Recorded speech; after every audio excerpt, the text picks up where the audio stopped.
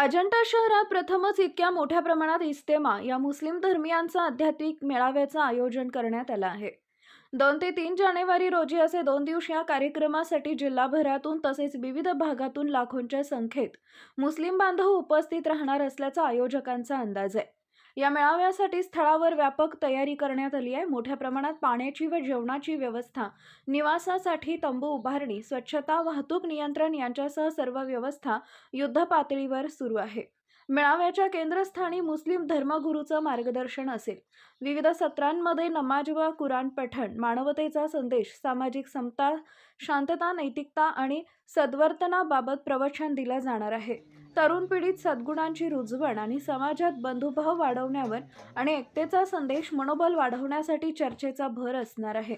अजिंठ्यात प्रथमच एवढ्या मोठ्या प्रमाणात होत असलेल्या या इज्तिमामुळे शहरात उत्सवाचं वातावरण असून जिल्हाभरातून येणाऱ्या भाविकांसाठी स्वागताच्या तयारीला वेग आहे।